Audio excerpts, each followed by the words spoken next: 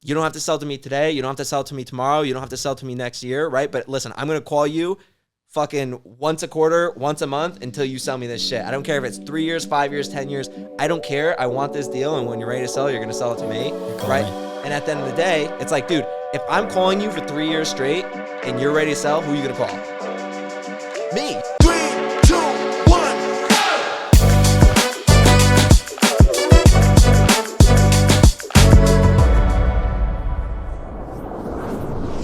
All right, today we have the King of Connecticut, Tyler Smith. Let's ride, baby. Let's go. All right, we got a really special guest. When I say King of Connecticut, I'm not joking. This guy is an absolute savage from real estate syndications, wholesaling, lending. I mean, he's a top G for real. Johnny, this is your homeboy. Why don't you give a little intro on him? Me and Tyler go way back. I think back to the days when we were in your the Acura RSX blasting music down the main strip of Quinnipiac. Yeah, bro. Came a long time.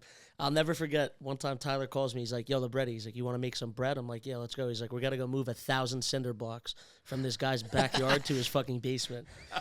Came a long way. But Tyler, I think it'd be good if you kind of give a little background on you, kind of how you got started and how you got to where you are. This guy, Tyler, by the way, every time I see him doing stuff on Instagram, I'm like, man, he's getting after it. Like, I gotta work, Dude, I love this shit. Yeah, I live for it. You could tell, like, you're every day you're getting after it, bro. Like, just it's awesome to see. It's awesome. Thank you, bro. I appreciate that. Yeah, I mean, listen, I could start from the top, give you like the quick rundown of like how I started. So obviously met John, Quinnipiac, was going through college, putting myself through it. 2 years in, they pretty much told me, hey, listen, no more student loans, right? You're beat. We're not giving you any more. So I'm sitting there, right, $50K in debt, right? And thankfully, I was always hustling, always bartending, always waitering. Who said no more loans? The government? The government, right? Okay. Quinnipiac's also bread. It was like they cut you off. $55,000 a year. Yeah, like, they you're cut me done. off. They were like, you're done. Okay. Right? Which I'm super thankful at this point, right? But at that time, it's like, oh, shit, like, now what do I do? Right? So thankfully, I had some money saved up. I ended up hiring a mentor, right? And they taught me about real estate wholesaling, right? So it took me 9 months to do my first deal, right? And then I did my first deal, and then I did another one, and another one, and then I started buying houses, started flipping them, right? Started to scale that business. Got to the point where I was making really good money, but I was doing everything myself, right? And you have to realize once you get to a certain level, you have to start building a team if you want to go farther, better, faster, stronger, right? And that's when I started building my team, and I grew it up to 35 employees. We were doing 30 to 60 deals a month. We were pretty much sourcing deals for all the hedge funds across the Sun Belt, and we were buying and selling them the same day. As I was doing that, flipping a ton of houses, I think last year I fixed and flipped maybe like 30 houses. Right now I have a portfolio of almost 200 apartments, right, that we own 100% with no investors, no outside capital. Wow. We have a lending company, we have a brokerage, we have property management company, we have a construction company. So pretty much like a one-stop shop real estate company is really what our goal is. So it's cheesy because people say it all the time, but the vertically integrated, yeah, bro. But it's legit. I mean, dude, I think it's important, right? Because like, especially when you're buying and stabilizing assets, it's super important to maintain control, right? The second that you hand it off to somebody else, they don't give a fuck about your investment. They don't care, right? They just want to catch their check. They just want to make their money. So in my opinion, I thought it was super important to keep everything in-house, right? Just so that way you can make sure that every part of the deal is like streamlined and on point. Yeah, Tyler, just for the audience, I'm looking at a relatively young man right now, probably as young as me. How old are you? 27. This guy's a savage. An absolute animal. 200 doors with no investor capital. Yep, thank God. Brother, how many hours a week are you working? Dude, a lot, But at the end of the day, it comes down to like,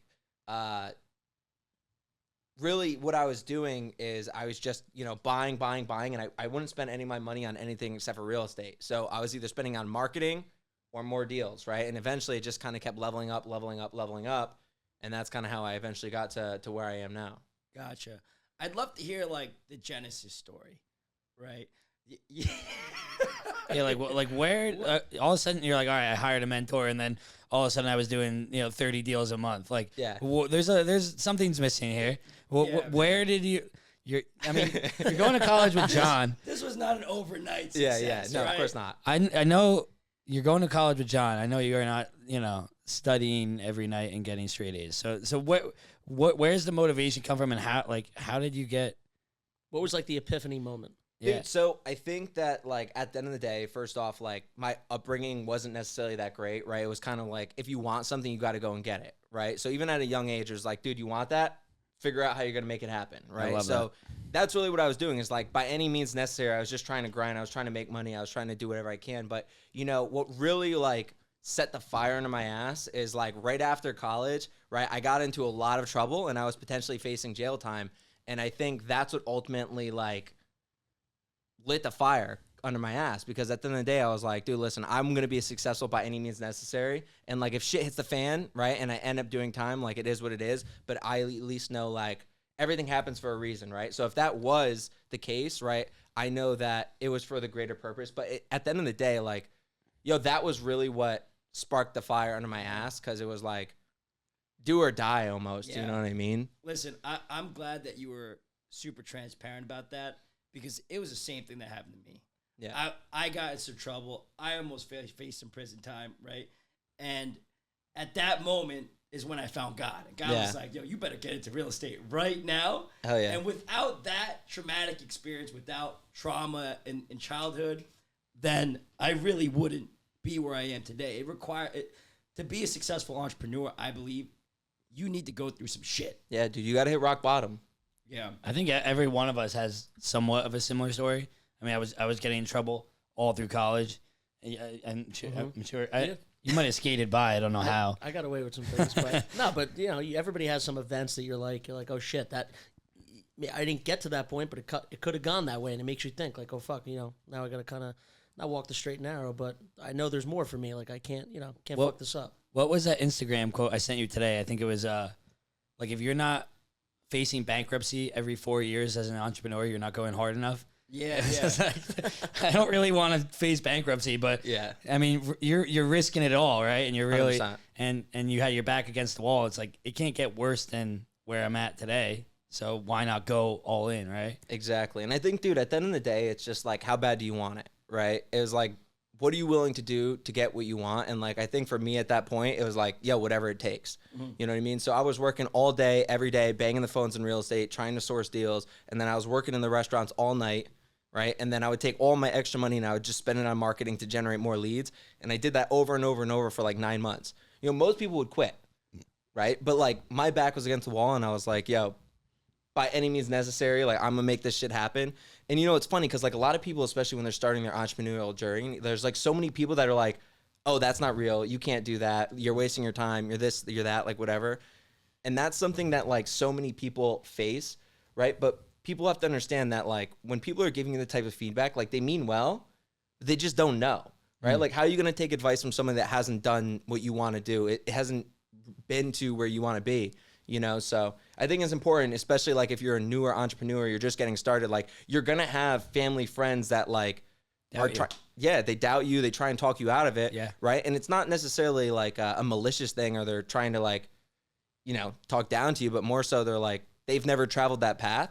Right. So they're scared for you to do that. And right. They want to almost kind of keep you on that straight and narrow. But like at the end of the day, it's like, dude, we got big dreams. We got big goals. Right. Like, you got to take some risks. So Did you have a partner? No.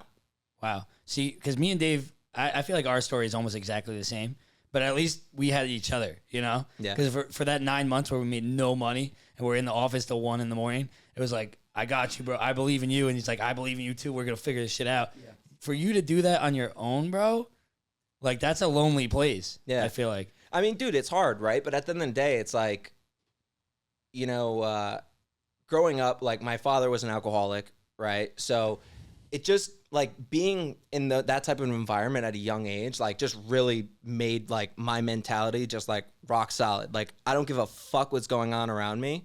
I just know what I want and where I'm going, and I just stay focused on that.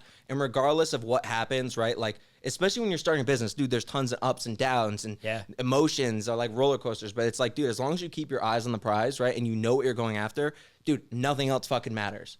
Literally nothing else matters, right? As long as you know and you're brainwashing yourself like, yo, by any means necessary. Yep. Like you could throw anything at me And I'll figure it out. That's it. Yeah. That's it, right? But that's how you have to be if you're going to be a successful entrepreneur, if you're going to be successful in business, if you're going to be successful in real estate, right? Like you have to be okay with taking L's. You have to be okay with like that up and down roller coaster because like that's what business is, right? And I love that shit, right? But you have to like be prepared to go through that, right? And just say, yo, by any means necessary, like we're going to get to where we want to go. So It's to me, it's really just confidence, right? Like confidence, I'm going to figure it out no matter what.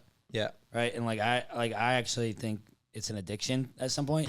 You get so used to solving problems and you get so good at it. You're like, where's the next fucking problem? And then like when things are going, I don't know about you, when things are going too good, I'm like, I'm going to break some shit because like this is too easy. What's going on? Like, why is it like everything running smoothly? Like I'm so used to solving problems. Right. Yeah. And probably you had the same. Dude, I have a super addictive personality. Like if I do something, like, dude, I go balls to the wall crazy with it, right? All in. That yeah, you know what I mean? But that's kind of like what you need. That's the kind of mentality that you need, right? Like, dude, I can close a deal, right? 150K spread, 200K spread. I don't even care.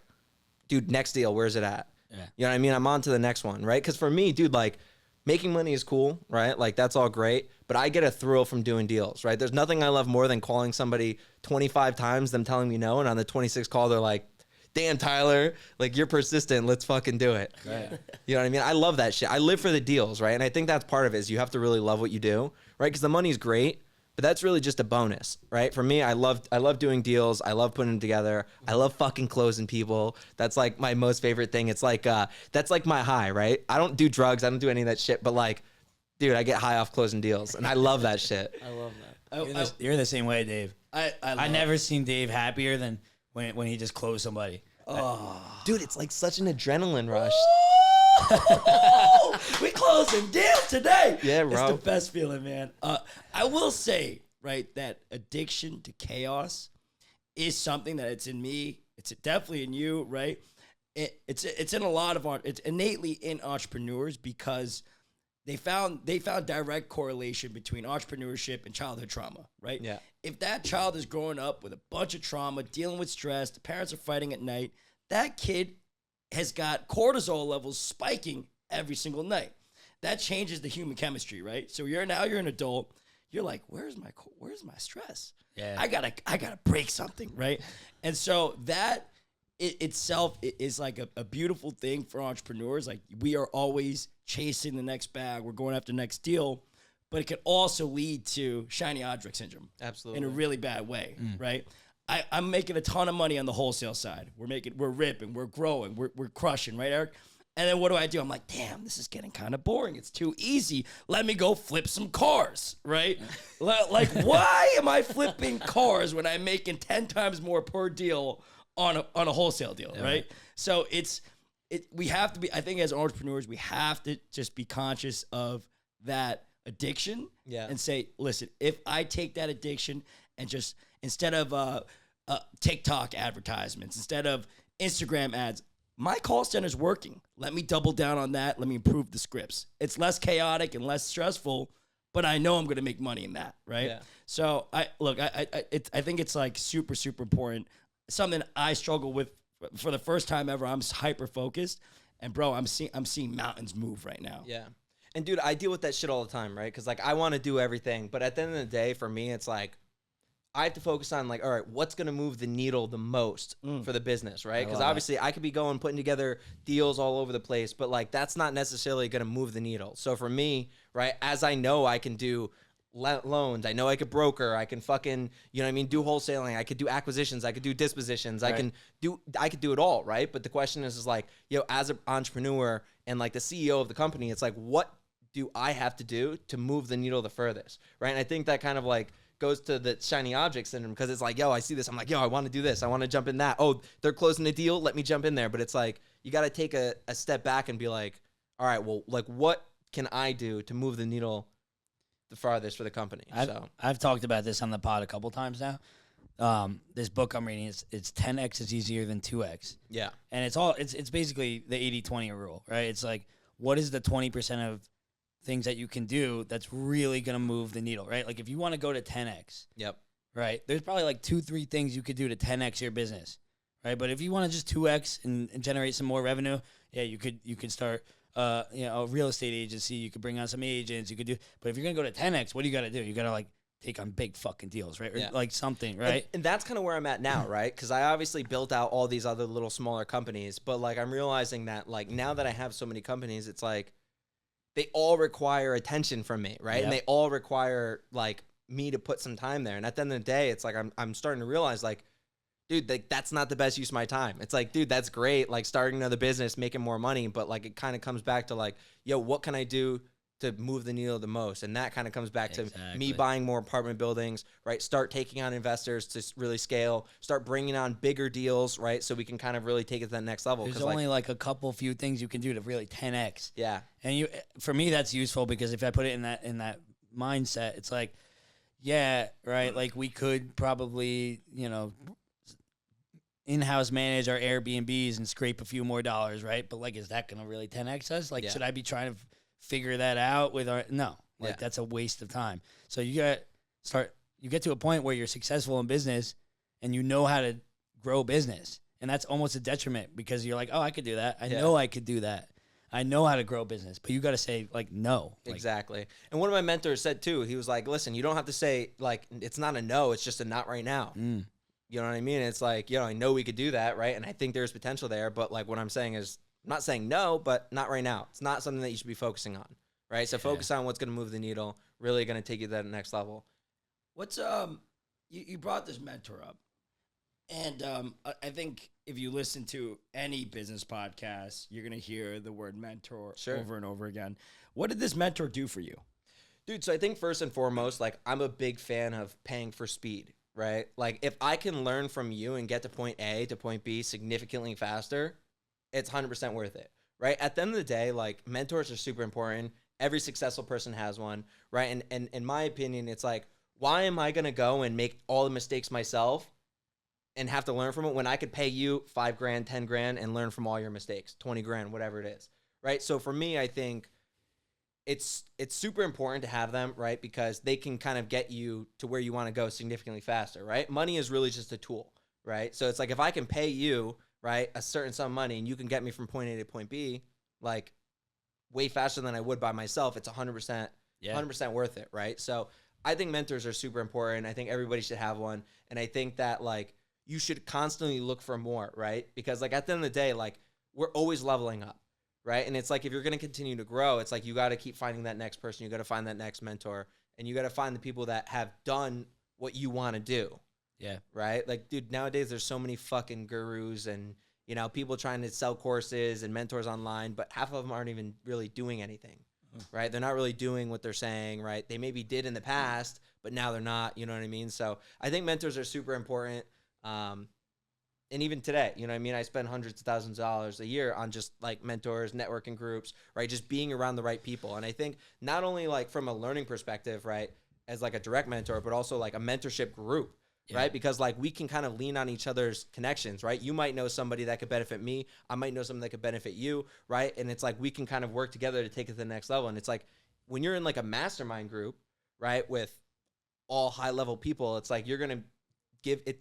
One of the things I like about like the mastermind groups too is that like it gives you a different perspective, right? Because like when you're like, for example, I'm from Connecticut, right? There's not a lot of people that are really big players.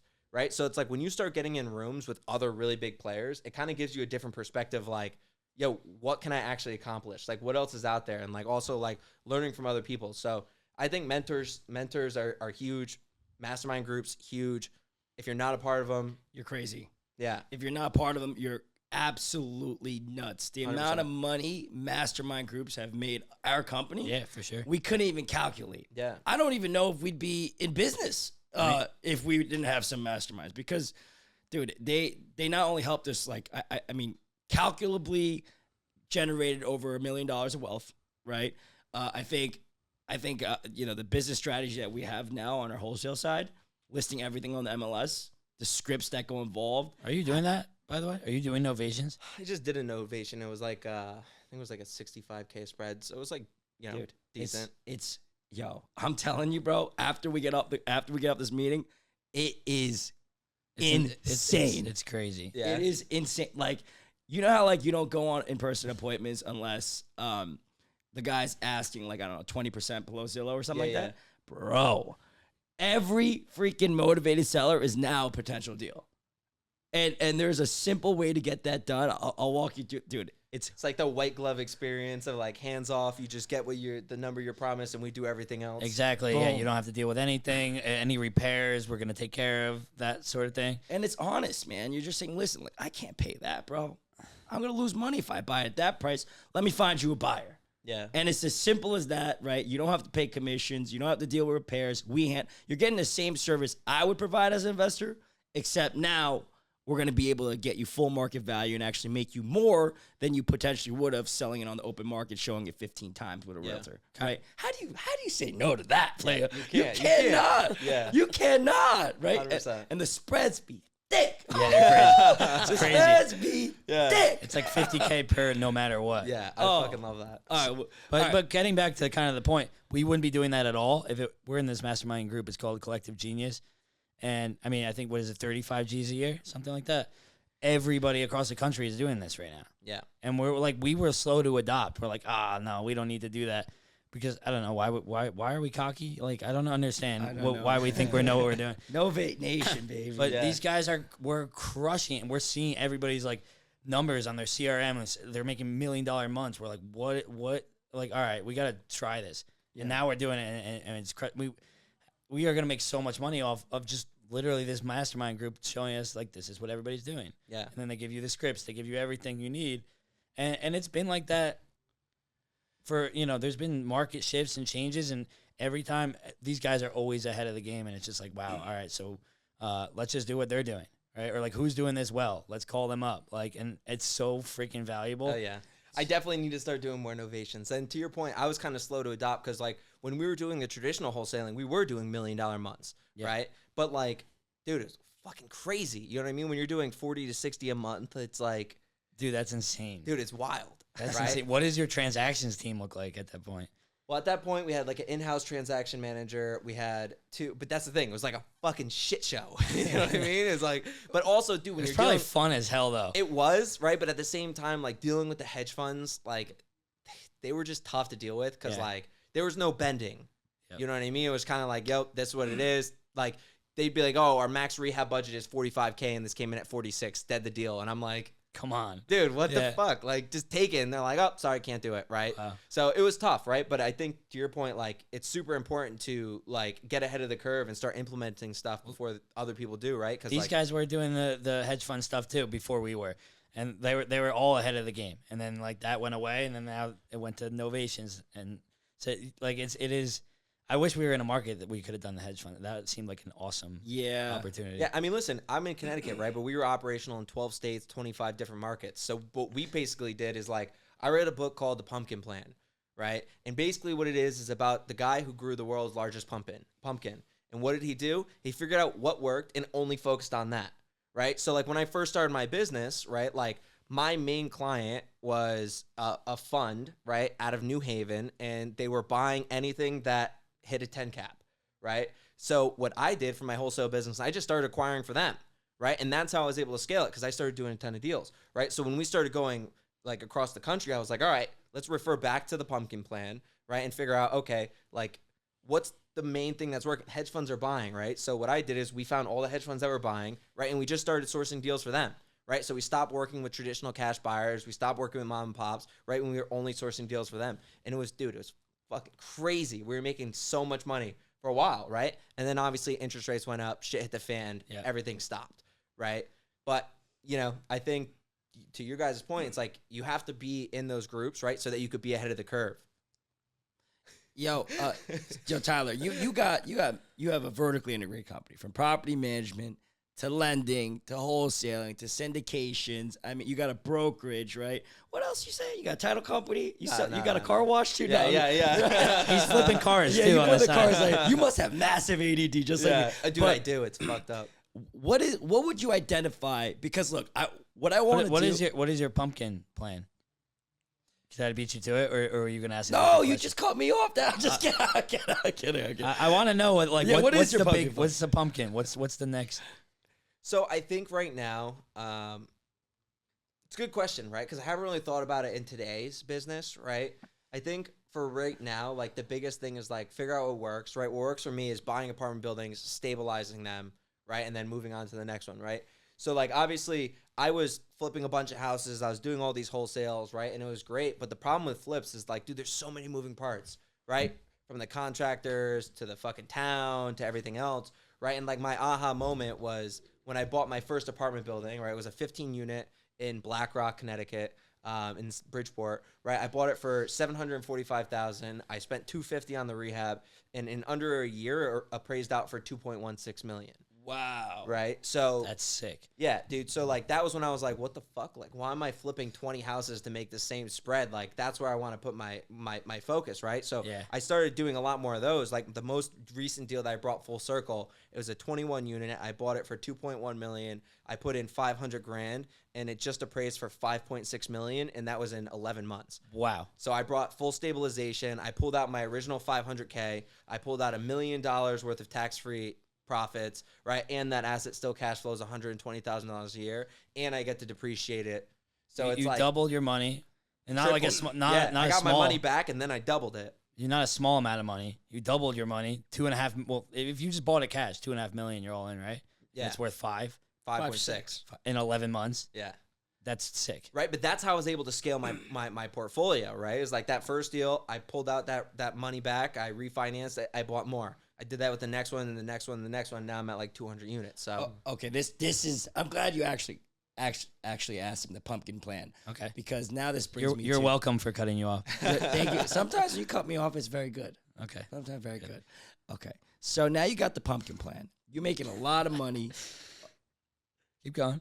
You're making a lot of money on buying buildings, right? You're syndicating. You're buying. not them- syndicating. Oh, you're self-funding. yeah. You're buying these things like 50 cents on a dollar. Yeah. You're stealing these deals like grand slam home runs, right? Yeah. How are you doing that? Dude, bang the fucking phones, bro. That's what it is. You just got to bang the phones, right? Like at the end of the day, the way that I source deals is I'm not buying on market. I'm not buying from brokers, right? The way to get the absolute best deal is to get in front of somebody who's not looking to sell and pull them into the seller's market, right? So the best thing is reaching out to say, John, hey, John, listen, I'm calling about your property at 123 Main Street. Just want to see if you consider an offer on it, right? No, not really. Dude, listen, John, I'll give you $2 million cash. He bought it for 300 grand 20 years ago. You think he's going to think about it? Probably, right? But what he doesn't know is it's worth 2.5 or 3. You're saying that on the first call? I mean, like, listen, you got to feel it out, Yeah, right? yeah, like, yeah. at the end of the day, you always want them to say the number first, Yeah. right? Because some of the best deals I've ever bought in was, like, they just threw out their number, Mm-hmm. right? A lot of times you want to put some feelers out there, right? So it's like, John, listen, I don't have your T12, I don't have your rent roll, but ballpark, would you consider something around here, right? Because, listen, nobody knows what they want until you throw out a fucking number, Right. and then they're like, no, I want this. Right? So it's like, listen, John, would you take 75 a door? Oh, no way. I want closer to a 90 a door. It's like, okay, cool. We're in the, you know what I mean? We're talking. Now we're right? talking. And this guy wasn't even thinking about selling. Right. Right? He had no interest in selling, but he had an idea of what, you know, it's wanted. worth or what he would want if he were to sell. Right? So that's how you get the absolute best deals is by getting in front of people that aren't necessarily looking to sell, right? And pulling them into the market prior to them speaking to the brokers, prior to them to get multiple offers, right? And like, that's really how, and also building relationships with people over time. Yeah. Right? Because it's like, listen, Eric, dude, you don't have to sell to me today. You don't have to sell to me tomorrow. You don't have to sell to me next year, right? But listen, I'm going to call you fucking once a quarter, once a month until you sell me this shit. I don't care if it's 3 years, 5 years, 10 years. I don't care. I want this deal. And when you're ready to sell, you're going to sell it to me. You're calling Right? me. And at the end of the day, it's like, dude, if I'm calling you for 3 years straight and you're ready to sell, who are you going to call? Me. You're going to call me, right? Yep. Because you're like, dude, this fucking guy has been following up with me relentlessly. And I've just been shitting on him the whole time, and he doesn't care. He just keeps going back. For me, it's like a no is not a no, right? For me, it's just not right now. A no's a no until it's a yes. Exactly, 100%. That's really what it is. A no is a no until it's a yes, right? And like, dude, I thrive on that shit. Like, I like that. Literally, like, fuels me. Like, I love it. Like talking to somebody, getting them on the phone, and they're like, yeah, no, not really interested. I'm like, yeah, but you will be. Eventually, you will be. And guess what? I'm gonna buy that shit when you're ready to sell. So You're at one point you were on Instagram. Tyler Smith buys houses, right? Yes. When did it switch to Tyler Smith buys buildings? when I started buying buildings. How long ago was that? After the first BlackRock deal?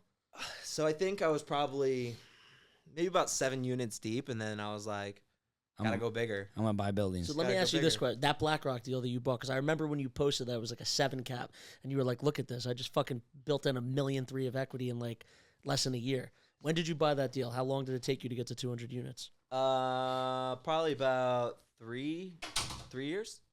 About 3 years. Because I bought that building in maybe less. Actually, I think I bought it in 20. It was either end of 2020. Yeah, I think it was the end of 2020. So not even 3 years, and right, we were able to scale it up to that. Wow.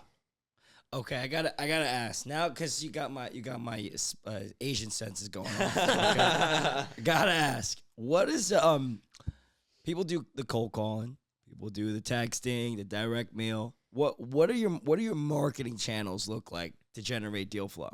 I mean, listen, dude, at the end of the day, it's like you got to have a good balance of a little bit of everything, right? But like for me, and this is like what I've always told my guys, is like the best way to get the best deals is through cold calling, right? Bang the phones, right? Get in front of them. Because here's the thing, right? Like, dude, people get direct mail all the fucking time. People get texts all the fucking time. Super easy to ignore. If I'm calling you and I'm like in your face saying, hey, I want to buy your building. Let me make you an offer. You're going to get the attention. Right. And at least you know kind of where their head's at. Right. And it's also like once I have your number, I'm not losing it. Right. Yeah. I'm always going to follow up. I'm always going to call. Right. So obviously it's super good to have texting. It's good to have cold calling going. But also at a certain point, like, you know, if you're using VAs to cold call apartment buildings, at a certain level, it just doesn't work. Right. But that's when you have your in-house team doing it. Right. It's like texting. It does work. Like I've closed a 114 unit deal off a text campaign. Wow. Right. But the problem is obviously nowadays they're putting so many more restrictions on the texting, right? So it's like as soon as the text goes out, it's like at the bottom it always says to say reply stop to opt out. Yeah, it's horrible. And people are like, spam. Yeah. Ignore it, right? So it's like nowadays it's like you have to figure out, you know, what is going to really get the attention, right? Because like I was like, again, text you can ignore. Direct mail, everyone's doing that shit. You can ignore it. Now, not saying that doesn't generate deals, right? Because it does. Right. But for me, like, dude, I want to be in your face. I want you to know who I am. And I want you to know that like I'm calling and I want it. Right. Because that's like what people like. Right. Business people, dude, they like people that are aggressive. They like people that are persistent. Right. And it's not like I'm like aggressive to the point where I'm like calling you every day. Right. But there's like a certain level of like persistence and aggressiveness. You got to find that like middle ground where it's like you're persistent enough and you're aggressive enough, but you're not like too aggressive. You know what I mean? Almost like where it's like funny. You're like, this guy's fucking crazy. But now, exactly. Yeah. But now you're staying top of mind. Like you said, maybe he doesn't want to sell today, tomorrow, next week. But when he does, who's he going to think of? Exactly. That's it. And it's like, John, listen, when you are ready to sell, dude, I'm going to be here to buy it. Yeah. You know? And even if that takes 2 years, I'm going to call you 30 times between then and now. 100%, dude. And we're going to build that relationship, right? And I think that's why it's important. And then when you get to the end of that cycle, they want to give you a great deal because they're like, this guy. You know what I mean? I have a deal that I actually just got this morning. It's a 30 unit. And this deal is fucking sick. I'm super excited about it, right? So I've been working this guy for, dude, like fucking probably 2.5 years, right? So I did one deal with him, and this is the second deal. It's a 30-unit complex, and basically he built it, right? And it's like a tax credit Chaffa deal, a little complicated, but basically he made his money on the build, he got tax credits, and then he cash flowed on the property for the last 30 years. So basically what I'm doing is I'm assuming the mortgage, right? It's like a $1.8 million mortgage at 4%, right? And he pretty much was like, Tyler, he's like, just give me $100,000 and I'll walk away. What? Right? $100,000 down, right? And I'm assuming the loan and he walks away. That deal, year one, cash flows $120,000 without any stabilization. Wow. If I only raise the rents $150 per unit, which is like still way below market, it cash flows $170,000 NOI, right? Whoa. That's not even, that's net, right? You get 100% return of capital. More than 100%. It's 120% cash on cash going in. That's ridiculous. Stupid. Absolutely stupid, right? But the thing is like persistence, right? And when I was on the phone with his attorneys, the attorney's like, you know, John, you could probably get more than this. And John's like, you know, Tyler, I've done a lot of work. I probably could get more. Listen, I was like, dude, listen, I hear you. So what are we gonna do? I was like, I hear you. He's like, I could probably get more. I was like, dude, I hear you. He's like, all right, let's do the deal. Yeah, exactly. And then he was like, all right, let me think about it. He called me. He's like, you know what, Tyler? He's like, if I were you, I would want to get a great deal. So this is what I'm going to do. I'm like, say less. Oh I'll take my it. God, I'll that's take sick. it. That's sick. That's Yeah. unbelievable. So Yo, but like that goes to the power of like following up and building relationships. Like it's super important. Like a lot of people like they downplay that, right? Where it's like, you know, they don't really see the value in it, but it's like, dude, if you're persistent, right? Like you'll get those home run deals, right? And like surprisingly, like I've gotten a good amount of those, right? Just because it's like, dude, I'm persistent, right? And it's like when you build a relationship with somebody over a longer period of time, like they want you to get, you know what I mean? Like if you're just going through a broker to some random buyer, you're like, fuck it, I want as much as I can. Yeah. Right? But if you have like now you have a personal relationship with somebody, you're like, yeah. And like you said, it becomes Like I want funny. that guy to win. I like that guy. yeah, you I'll know what take I a mean? couple dollars less just because he's a good guy. But yeah. dude, that's why it's super important to build a strong relationship, right? Yeah. Whether it takes 1 month, 3 months, a year, 3 years, 5 years, right? Like I have people that I've been working for years, right? But I think that's like the important part because like, dude, when they are ready to sell, it's like you're already going to have an established relationship with them where they want to see you win. Yeah. Right?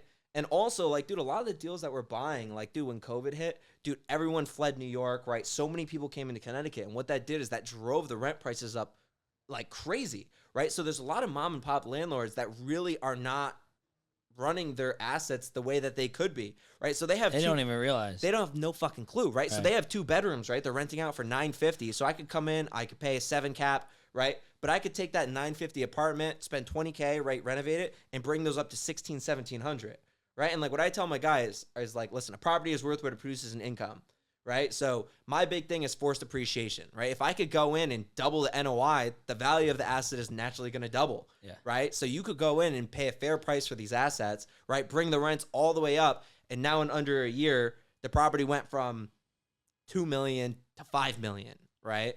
But like that's the other thing. So it's like you're still going in and giving them a good price, but since their assets are, you know, maybe need renovation, maybe the rents are low, right? You can go in there, pay a good price, but still get a home run on it. So it's like still a win-win for everyone. And they know they can get more rent. They know the fucking rent's low, but they're like, you know, Johnny's been with me for 20 years. You know, Pays I don't on want, time in full every month. you know, he's a good tenant. I don't want to raise his rent. I'm like, fuck it, raise his rent. I watched his kids grow up. Yeah, you Yeah. know. But listen, that's like, some people. I go into the deal, and obviously, you know, at the end of the day, it's like you tell people, listen, you've been getting a great deal for a long time. You should be thankful for that. You know, obviously, you want to, you know, take care of certain people. Yeah. You know, but at the end of the day, it's like business is business, and you got to do what you got to do. So, Absolutely. Dude, I got 2 observations. One, like, if I was talking to you on the phone, dude, you're smiling the whole time. Like, I'm like happy just talking to you. Like, so like, I can only imagine the seller on the other end feels the same way. And then 2, like to me, you're CEO of this company. You got how many employees? right now we scaled it back to I think 18. Okay, so you're CEO of this company. You got all these verticals. You got 18 employees. But you found your 80-20, your 20%. You're still talking to the apartment building Dude, I owners. love it. I Yeah. fucking love it, though. But dude, there's one thing you have to understand is like if you're talking to somebody on the phone with like low energy, low vibration, right? And I'm like, hey Eric, you want to sell your property? Yeah. Like they're like, dude, get the fuck off the phone. Yeah. But I'm like, Eric, bro, what's going on, dude? I'm calling you about your property. You're gonna be like, oh Yep. fuck, who's this guy? Like, Yeah. you know what I mean? I'm immediately gonna catch your attention. And like to your point, like if I have energy, I'm smiling, dude. People don't realize that like that shit translates through the phone. 100%. You know what I mean? If I'm sitting here like smiling, like bro, you could almost hear that shit, Yeah. right? And that like people like that, right? You want to be somebody that somebody wants to talk to, Yep. right? If I hear one of my acquisition guys on the phone like, "Hey John, I'm calling about your property at Yeah. 123," I'm like, someone calls me that, I'm like, bro, get me the fuck off the phone. Like, Right. don't call me, Yeah. right? But if you call me and you're like high Hey. energy in my face, I'm like, whoa, okay, dude, like, what's up? Like, what do you got? So when we started out, I sat across the, literally like looking at Dave. It was we're in a shoebox basically, but it's me and Dave has exactly what you have. It's the energy, right? And I picked it up from him. Hey, Steve, how's it going, right?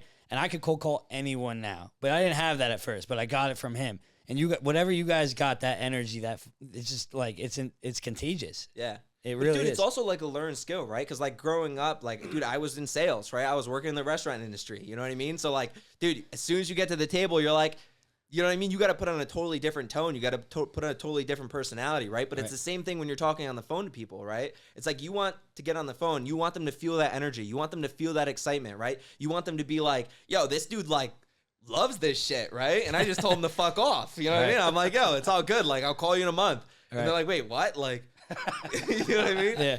And I call them and I'm like, yo, what's up, John? It's me again. And they're like, Hey Tyler, what's going on? It's this guy again. Like, this guy. Fine, I'll give him a chance. Yeah, 100%. You know what I mean? But like, dude, it's super important. You know what I mean? But that's the thing. It's not only about taking the action, right? But having the energy and like the passion and like loving what you do behind it, right? Because people can feel that, right? And like when people feel that, right, they naturally want to work with you, right? They naturally want to like build that relationship, right? Like when I call someone, like they naturally want to talk, right? And listen, I'm not sitting there keeping you on the phone, right? But at the same time, it's like for that 30 seconds that I'm on the phone with you, you're like, that dude's got energy. Yeah. You know what I mean? And they're going to like, remember. 100%. Yeah. But that shit goes so far, right? Like, dude, if people call me with no energy, I'm like, bro, like, Please. stop. Yeah. You almost gotta come in with so much enthusiasm that they think that they know you, and they're like, I get this all the time. Like, I'm sorry, I didn't save your number. Yeah. Who is this again? I go, oh, Tyler, no worries, brother. Yeah. This is David. And then I go into the script, right? But if you're going, I remember getting into a full blown argument with my ex-girlfriend. She was one of our early partners. Yeah. I mean, Eric, and we would just get off like a raging fight. And the phone starts ringing. I go, hold that. And I would answer the phone and put a huge smile. I'd be like, hello, this is David. And it would just go right into, you just got to put yourself into character every 100%. single time before you go on an appointment, before you hit the phones. It translates, right? What is it? Sharp as a tack, enthusiastic as hell, expert in your field. 100%. That's really good advice, man. I got to dig in because, look, you're a phenomenal salesperson. You'd make money hand over fist in any sales organization, right? But over time, you didn't just build out your sales scripts, right? You built out some serious tech, serious marketing platforms that enabled you to be successful and be able to spend your time on 20% of the activities that make you a lot of money. Absolutely. Right? So as far as apartments go, I hear like, man, it's hard to get the data. How do I even manage it? There's so little records. What's the secret sauce, Tyler? I mean, dude, honestly, I think at the end of the day, it is good data, right? Like, you have to have good softwares. You have to have that good information in order to get in front of these people because obviously, like, it is hard to get in front of them, right? You want the shit, Tyler. right? Drop the ball. I mean, I got you. Listen, at the end of the day, like, I can give you everything, right? But if you don't do anything with it, like, oh, but I'll do it. it's not gonna. We'll do it. I mean, listen. Like internally, like we use Reonomy, right? Okay. Super popular, right? A lot of people know what it is, right? But most people don't utilize it, right? But the problem is like, dude, cold calling is hard, right? It's draining. It's like a tedious process, right? The numbers aren't always accurate. But guess what? Right? If I find Eric and he owns the building for 30 years, right? And I try all those numbers and I don't get him, guess what? I'm fucking Googling him. I'm calling his fucking brother, his mother, his sister, his daughter. Dude, I don't fucking care. Like, I'll call anybody just to get in front of him, right? And I think that's the biggest thing is like some people, they just run through the list and dial. That's it. Right? For me, dude, I'm fucking hunting. You're resourceful. Dude, I'm hunting, right? Like, that's what it is. It's like, yo, by any means necessary, I'm finding this motherfucker. Wow. And I'm going to ask him if he's going to sell his shit. And when he tells me no, I'm going to follow up with him for another 25 times until he does. So Reonomy is this master database for you. Sure. And you're going one record at a time. You're calling every single number until you get the right point of contact. If it's not there, you're skip tracing it. TLO, LexisNexis, whatever you calling have to the do. family, calling. I don't like, dude. I really like. I don't care. Like, I'll call whoever, right? Just to get that number, just to get in front of them. And then once I have your number, it's done. Now that's your Now master. it's That's your over. like Now gold you got list. him. Yeah. You're gonna And get then- that guy one Yeah, day. and then you get them on the phone. You hit them with the energy, and it's like even if they're not ready to sell, they're gonna be like, "Whoa." You know what I mean? You get them on the phone, they're like, "Whoa, who's this guy?" Right? It's like, "Oh no, I'm not interested." And it's like, "Okay, cool, dude. I'll call you in a couple months." Yeah. And they're like, "What, dude?" Problem is, most people stop there. Yeah. Right? Even internally, some of my guys are like, "Oh, he wasn't interested." I was like, "How long ago?" He's like, 3 months. I go, "Dude, fucking call him again." Yeah. Right? Like, call him again. Right? Timing is everything. We right? have a saying in the office, CTFG. Call the fucking guy. Yeah, that's it. Or girl. Yeah. Call the fucking girl. God. Dude, that's what it is. Dude, just fucking call, Yeah. right? Because at the end of the day, it's like, you know, timing is everything, right? It's like this guy can tell me he's not interested, right? But at the end of the day, it's like, are you going to follow up with him and see if anything's changed?